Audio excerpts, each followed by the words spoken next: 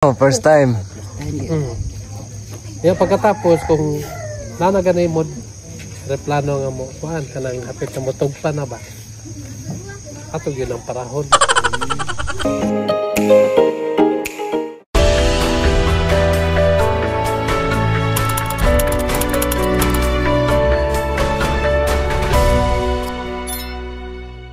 Yan mga kababayan, magandang araw po, magandang buhay po sa lahat. And ayan naman mga kababayan, nandito na naman kami sa lugar ni Namaylin. Ayan o, yan bahay ni Namaylin mga kababayan. Kasi itong araw na to ang araw ng pagsundo namin sa magulang ni Maylin, kasi atid sila ng Dibu.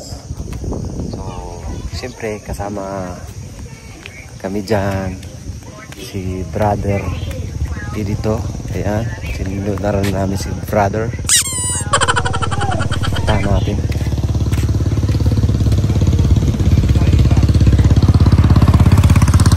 Brad, Arabo, para pagka mo lang gano'n naman na ano ba? Arabo? Arabo. Lagi kasula kong YouTube ba? May ano ba?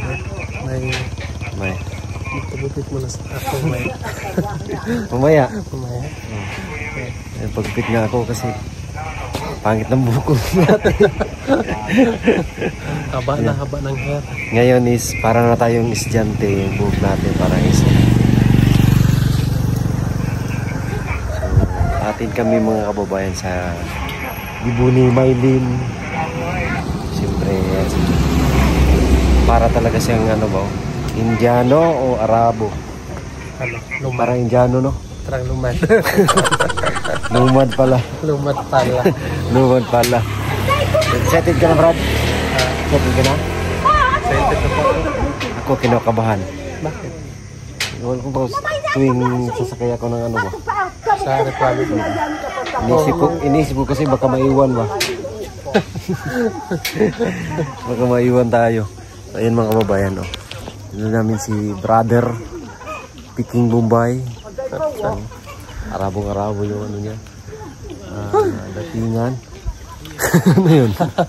Kinakabahan. Kinakabahan. Ay, sa ngayon marami naman tayo.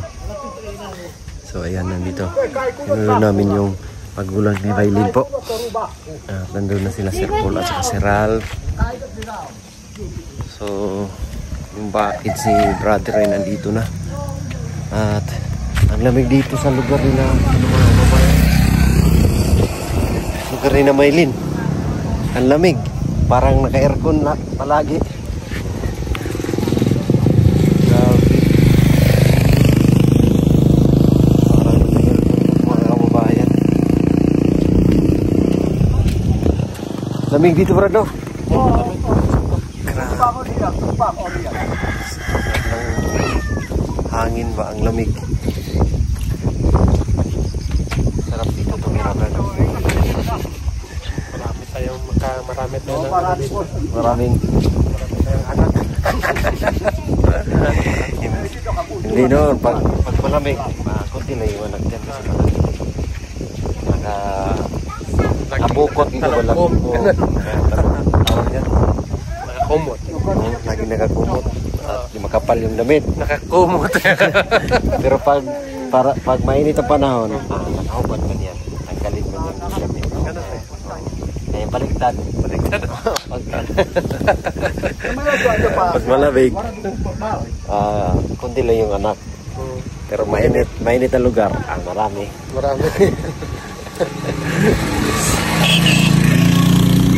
Bay lang namin.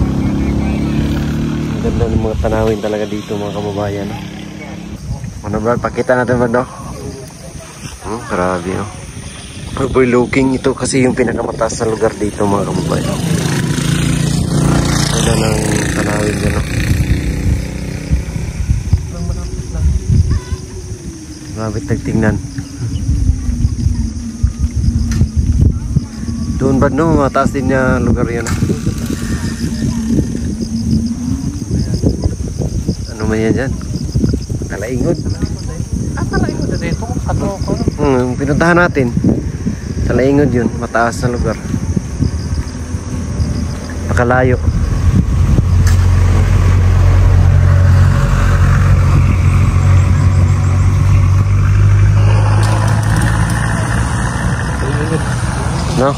Laingon no, yung mataas.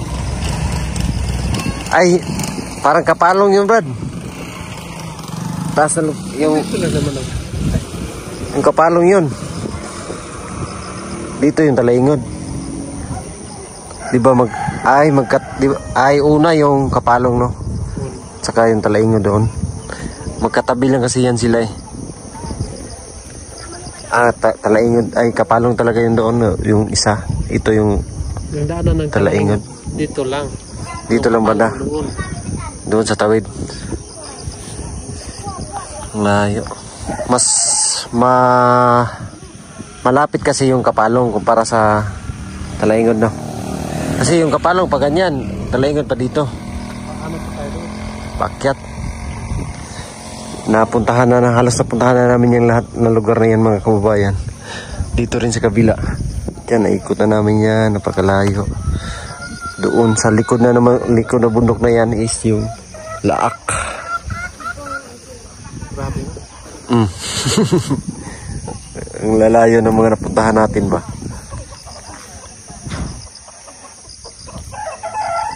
Ayan yung mga kababayan. Yung may mga sityo na dyan, mga bahay. Puntahan namin yan lahat. Hindi tayo napasama sa team. Hindi tayo pupunta. Hindi talaga. Hanggang dito lang tayo. Hanggang sa lugar na makapunta man tayo, talagang sadyain na. Lakas ay layo na doon sa ano, pero minsan lang tayo. Araw-araw uwian na ba? Isang biyahe lang. Nakapagod. Pagod na ikot pa ganyan. Ikot namin yan isang araw namin. Tapos pag kinabukasan, balik na naman. Kinarasel talaga yung napakalayo doon eh. Yun ang pinakalayo. Grabe. Pero malayo din naman yung Surigao na napuntahan namin. Na ibang part ng Surigao. Ano yung Agusan na yung Russell. Yung Surigao malayo, pero doon man tayo natulog. Ay, hindi ka nakasama. Kami lang pala ni Madam Yula. Surigao. Sakyan. Pero doon kami sa bayan natulog. Doon sa may mga tulugan doon. Hindi kasi kaya ng isang ano yan. Kalayo. Sa bayan ka natutulog. Pagkatapos ay malayo ka ang mahiling nyo. Yung una naman ginawa, pinuntahan muna namin yung yung tawag nito, yung tapos pag uwi namin gabi na, doon muna kami sa bayan bago kami umuwi. Yun yung ginawa namin. Yung lamig ng dito, bro. Sarap ba? Presko yung hangin. Lamig ng panahon. Ito hindi doon sa bayan. Hindi natin ma-feel to dito doon sa bayan kasi mainit.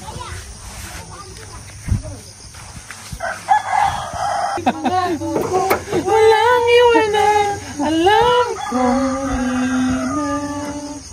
pero di ko kaya. Bantos ka. Ito naman talaga pag ang isang bagay di mo na kailangan. Iiwanan mo rin. Parang pagkatapos mong gamitin, iwanan mo lang. Pabayaan na lang. Dapat iligpit din. Dapat iligpit. Sino nang iligpit natin, Brad? Wala pa. Wala pa.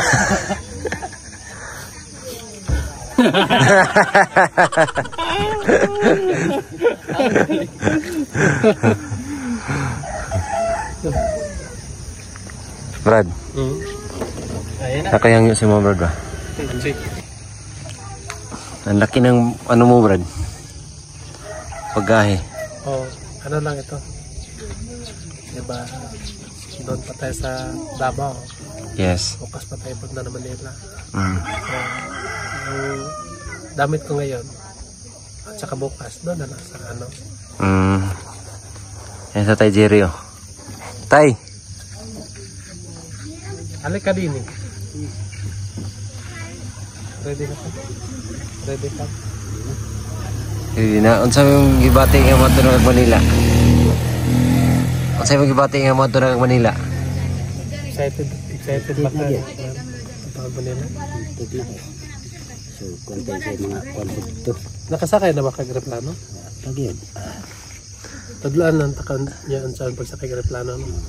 Kanahanlan nga kung may mukuha na gani kanang mo andar ng replano mugunit na tag-ikog sa replano kasi mahulog taba gunit sa ikog kay musulbong naman tayo musulbong ano ba wala nga pag musulbong na piyong na yun ta ya gunit na ito akatang dereb kasing-kasing kay basig mabilin kasing kusuga. Pero pa dyan no, first time. Yan pagkatapos kung nanaganay mo replano nga mo kuan kanang hapit na mo tugpa na ba ato yun ang parahon Anak di ay. parahon na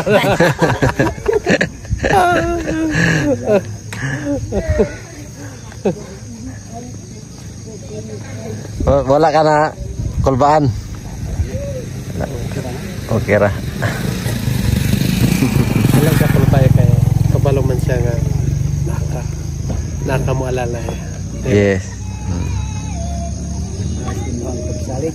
yes nandyan sa'yo yung pagsalig Pagtiwala. pagtiwala Sa tiwala. kaya ngayon lakasan mo yung loob mo kasi kami ay nandyan kayo. Ikaw lang yung pag-asa namin. Paano na lang siguro pag iwanan mo kami? Ha? Marunong ka naman, Brad. Wala nang Peter Paul na makapunta dito sa 26. Kahit anino. Gaganon, kita. Hindi ka mamatay sa sakit. Mamatay ka sa ano. Kiliti. Bastos. Iba na ba? Iba na dito sa ano. Sabi ko, Persona non grata dito sa 26. Kasi iniwan siya dito. makita na yung Peter Paul. Gitikin niyo. Okay. Saktan. Kilitiin niyo. Kung saan yung gusto niya, doon kayo. Bastos. Naarabay ko dito before ka mo sakay og aeroplano kay naihalok mo halok ka dito. Ha? Papili ba kayo dyan mga lokan? Lalaki ba? Babae ba? Halok ka dito sa hagdanan sa aeroplano. Sa wakas. Nakasakay na gid ko. Tagal ko nang pinapangarap ito. Dati tinitingala lang dito sa taas. Tulad ko noon, sabi ko, gusto ko makayakap na ako ng aeroplano. Ayos na sa akin yan. Kahit hindi na ako makasakay, basta mayakap ko lang yung gulong ng aeroplano. Pero hindi lang inasahan nga umating yung panahon nga nakasakay ako ng aeroplano. Nakasakay ka ng aeroplano pero hindi ka naman nakayakap sa gulong. Hindi ko na, kasi sobra pa yan si yakap eh, kasi nandun ako sa loob. Nasa loob. So kaya yung lahat nga may mga pangarap sa buhay, wag lang kayong magsoko. Hindi tayo sa soko. Mangarap lang tayo hanggang may buhay pa. Huwag mawala ng pag-asa, no?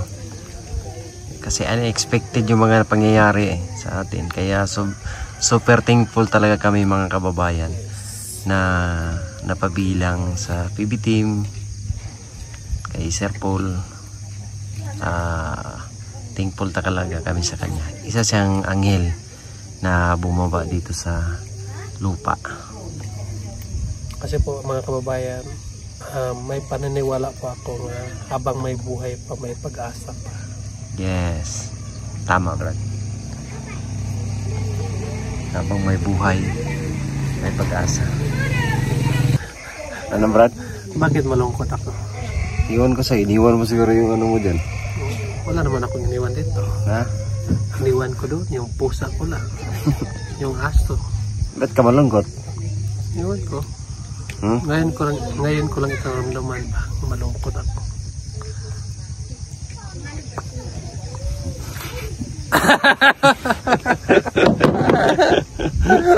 Bastos. Pero wag ka tumimbi sa akin, Brad. Bakit? Nawala yung kagwapuhan ko. Tumabi ka. Matabunan yung kagwapuhan kapag tumabi ka, Brad. Hindi naman ako makikita dyan. Tingnan mo. Pag hindi ako magsasalita, hindi ako makikita. Bastos.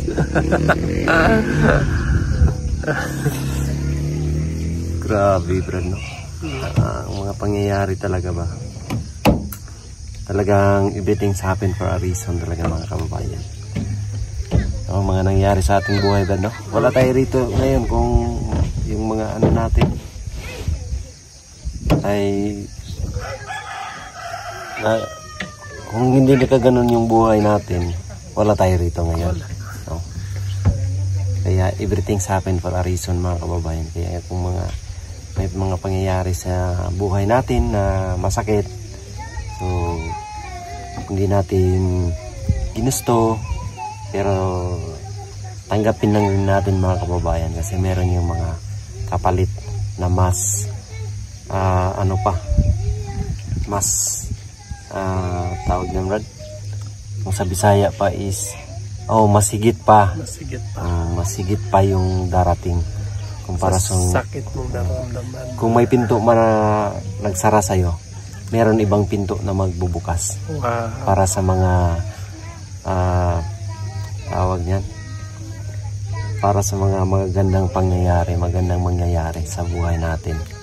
So wag na wag lang tayong mawala ng pag-asa. Habang may buhay, may pag-asa pa. Habang may pag-asa, may buhay pa. Galing.